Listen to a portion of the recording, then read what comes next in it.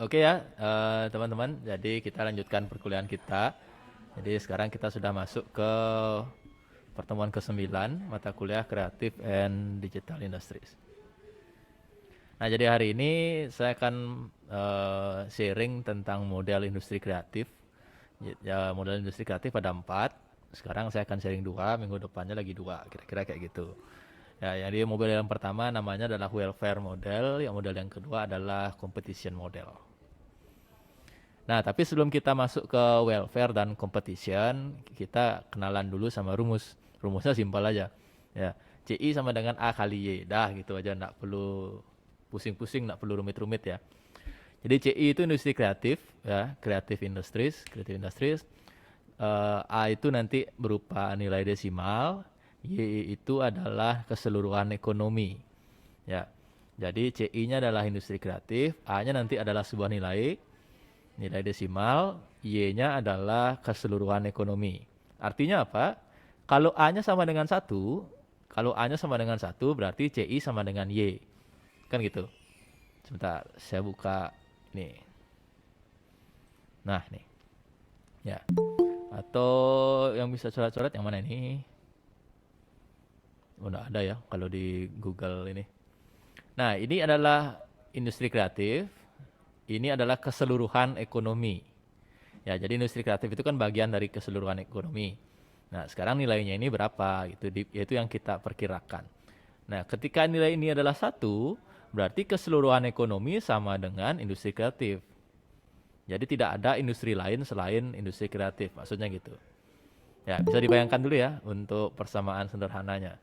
Jadi CI itu adalah industri kreatif, Y-nya adalah keseluruhan ekonomi. Kalau A-nya adalah satu, jadi industri kreatif sama dengan keseluruhan ekonomi. Jadi nggak ada industri lain selain industri kreatif. Nah, inilah yang bermain, yang diplotkan atau yang dipisahkan dalam beberapa model kayak gitu. Nah, di Inggris, kalau di Inggris itu dikatakan industri kreatif sebagian kecil A dari semua kegiatan ekonomi. Ya, jadi A ini juga memperlihatkan signifikansinya industri kreatif dalam kaitannya dengan ekonomi keseluruhan. Kalau di Australia, A itu diperkirakan bernilai 0,0457, 0,04 setengah. Ya, jadi kecil banget. Nah, A ini menjadi keluaran utama di dokumen DMCS tahun 98, kemudian direplikasi atau diikuti, ditiru polanya oleh Australia, New Zealand, dan Uni Eropa. Artinya apa? Kalau kita back ke yang tadi, kalau ini adalah 0,045, ya 0,0457 tadi, ya berarti adalah dari keseluruhan ekonomi, industri kreatifnya mengambil porsi sangat kecil sekali. Ya, kalau ini diibaratkan satu, angkanya adalah satu, keseluruhannya angka maksimalnya, maka industri kreatifnya mengambil 0,04 saja di Australia. Jadi porsi keseluruhan ekonomi sama dengan satu, industri kreatifnya mengambil 0,04. Nah, perkiraan tadi itu tidak ada kaitannya dengan gini, ekonomi. Sebentar itu pembahasannya ya. Tunggu sebentar. Ya. Nah, jadi dengan mengetahui nilai A tadi, kita dapat melihat sejauh mana signifikansi industri kreatif dalam ekonomi. Ya. Jadi kita dapat melihat juga apakah sektor-sektor lain, bagaimana perbandingan sektor-sektor lain dengan industri kreatif kayak gitu. Ya. Nah, ternyata sektor lain seperti perdagangan, pekerjaan, pertanian itu biasanya memiliki nilai A yang 0,03. Jadi nggak beda jauh sama industri kreatif tadi. Kira-kira kayak gitu. Ya, jadi akibatnya dengan nilai 0,03 tadi, industri kreatifnya dinilai layak mendapat perhatian dan dukungan kebijakan secara proporsional untuk signifikansi itu. Ya, kira-kira kayak gitu. Jadi karena nilainya sama dengan pertanian, perdagangan, dan pekerjaan lainnya, industri kreatif dinilai layak untuk mendapat perhatian yang sama dengan sektor-sektor tadi. Jadi ngukurnya dari itu, ngukurnya dari nilai A ini. Ya, kita pengen ngukur industri kreatif itu setara atau sepengaruh apa atau sebanding dengan industri mana. Yang ngukurnya pakai nilai ini. Nanti dari hasil pengukuran tadi kita bisa mendapatkan suatu kebijakan atau apa yang harus kita lakukan terhadap industri kreatif. Nah, berdasarkan tadi, adapun tadi adalah pendekatan tadi CI sama dengan H kali Y itu tidak punya dasar ekonomi. Itu yang perlu diperhatikan dulu. Itu yang tadi itu adalah hanya kemanfaatan politik untuk memberikan perhatian kebijakan. Ya, jadi rumus tadi itu tidak ada kaitannya dengan ekonomi. Ya, tapi hanya sebatas masalah politik untuk perhatian kebijakan. Industri kreatif ini mau dibawa kemana, mau diperlakukan seperti apa, kira-kira kayak gitu. Lalu nanti dari sana juga dia bisa diambil kesimpulan,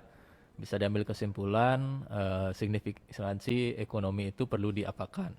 Ya, itulah yang coba dianalisis atau dihasilkan oleh 4 model industri kreatif yang akan kita bahas. Sekarang kita ngomongin 2, welfare dan competition. Minggu depan kita bahas lagi 2, kayak gitu kira-kira ya. Nah, secara garis besar dulu, jadi 4 model tadi itu, yang model 1 itu kesimpulannya adalah negatif, model 2 adalah netral, model 3 dan 4 adalah memiliki dampak positif. Kayak gitu. Jadi nilai A tadi di model 1 dia negatif, bukan angkanya negatif ya. Jadi yang dihasilkan itu adalah kebijakannya tanda kutip negatif, nanti ada penjelasannya. Kalau di model 2 dia netral, kalau di model 3 dan 4 dia positif. Tapi bukan angka yang tadi, bukan angka A-nya ya. Kayak gitu. Jadi nanti pembagian model ini akan menawarkan apa yang perlu dilakukan atau bagaimana menyikapi industri kreatif di sebuah negara, kira-kira kayak gitu ya. Kebijakan-kebijakan apa yang harus dikeluarkan, dihasilkan oleh pemerintahnya. Nah, saya masuk ke yang pertama yaitu welfare ya. Di welfare ini simpelnya adalah industri kreatifnya mengambil lebih banyak sumber daya daripada yang mereka hasilkan. Ya, kata kuncinya di situ. Jadi lebih banyak sumber daya yang diambil daripada yang dihasilkan. Ya. Contohnya kayak gini. Ya, jadi dia banyak sekali menyerap pegawai, misalnya toko baju oleh-oleh itu misalnya ya. Jadi banyak menyerap pegawai, tapi keuntungannya kecil, keuntungannya dikit. Nah, kalau seperti itu pelaksanaan industri kreatif di suatu wilayah, suatu negara itu disebut dengan welfare model.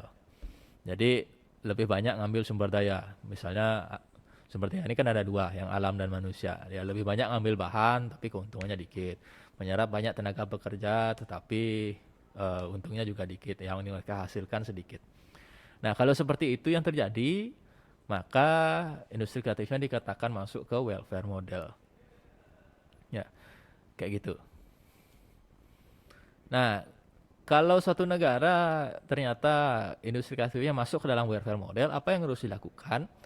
Yang harus dilakukan adalah kebijakannya harus berpusat pada pendapatan dan realokasi sumber daya. Jadi sumber daya tadi itu diatur. Ya, misalnya karyawannya terlalu banyak ya, karyawannya diapakan gitu ya. Kalau dia mengambil bahan terlalu banyak tapi untungnya sedikit, nah itu masuk realokasi sumber daya. Ya, jadi berpusat pada pendapatan. Jadi fokus pada agar penghasilannya meningkat. Ya, jadi nggak ngambil banyak sumber daya aja, tapi penghasilannya, pendapatannya juga meningkat. Fokus kebijakannya harus ke situ. Kalau suatu industri kreatif di suatu wilayah masuk ke dalam welfare model. Kayak gitu. Pemeliharaan harga juga bisa. Jadi biar harganya stabil, harganya meningkat, ya kesejahteraannya meningkat. Nggak nggak ngedrop. Eh, Nanti kalau disconnect kabarin ya. Saya disconnect enggak kan? Tidak, Pak. Enggak ya. Tidak. Ya, soalnya tadi dari waktu ini wifi-nya disconnectan di laptop saya. Ya, jadi ini yang kebijakan yang harus dilakukan oleh pemerintah kalau ternyata industri kreatif di suatu wilayah itu masuk ke dalam welfare model. Jadi dia lebih banyak ngambil sumber daya, lebih banyak ngambil bahan di alam, lebih banyak karyawannya daripada penghasilannya. Kayak gitu. Ya, di sisi lain juga dia terus-menerus terancam dalam ekonomi pasar. Jadi warning gitulah ya. Ya, karyawannya banyak, ngambil bahan di alam banyak, tapi penghasilannya sedikit. Itu welfare model. Nah, model yang kedua, kalau tadi itu juga disebut sebagai negatif ya, negatif. Jadi pertumbuhan ekonominya negatif, ngambilnya banyak, hasilnya sedikit. Itu welfare model. Nah, kalau di model 2, industri kreatifnya namanya adalah competition model. Ini kata kuncinya adalah pada dasarnya industri hiburan atau rekreasi. Tidak ada bedanya dengan industri lain. Jadi dia selevel dengan perdagangan, pertanian, perikanan, pariwisata gitu ya. Jadi dia masuk dalam competition. Ya, jadi dia tidak apa namanya berkontribusi ya, tidak lebih atau kurang terhadap perubahan teknologi. Dalam artian dia memiliki penghasilan atau pendapatan yang stabil sepadan dengan yang dia ambil dari alam atau sumber daya. Ya, jadi misalnya usahanya berjalan dengan stabil gitu. Jadi ngambil dari alam, memperkerjakan karyawan, manusia, lalu pendapatannya juga stabil. Nah, jadi dia itu seperti industri-industri lainnya. Jadi seperti pertanian, perdagangan, hiburan, rekreasi. Jadi stabil aja. Nah, sehingga industri kreatif dikatakan competition. Jadi dikatakan bersaing dengan industri-industri lain. Ya. Di sini tadi katanya adalah saya lupa netral ya, netral. Kalau tadi welfare-nya adalah negatif, pertumbuhan ekonominya negatif karena dia ngambil lebih banyak daripada yang dihasilkan. Kalau competition ini dia netral, netral aja, stabil ya soalnya stabil. Jadi dia bersaing dengan industri lain, bersaing dengan perikanan, pertanian dan lain sebagainya. Kayak gitu. Ya, jadi model ini disebut juga model normal. Ya, jadi kalau model normal memiliki strategi industri yang sebanding dengan sektor lain, jadi dia nggak ngedrop gitu ya. Jadi berjalan normal, berjalan biasa, stabil. Ya, jadi membutuhkan perlakuan kebijakan yang sama seperti industri lainnya. Jadi kalau di pertanian, perikanan kayak gimana, industri kreatif juga harusnya seperti itu. Ya, kalau di pariwisata kayak gimana, di industri kreatif juga harusnya kayak gitu. Nah, itu kebijakan yang harus dihasilkan. Nah, jadi industri kreatif dalam pandangan ini hanyalah anggota lain dari komunitas industri, ya tidak lebih tidak kurang. Ya, harusnya minta bantuan nggak lebih dan tidak kurang dari itu. Ya, cukup diakui saja, ya sudah cukup ya. Ya, tidak terlalu signifikan. Oke, itu perkenalan untuk welfare dan competition.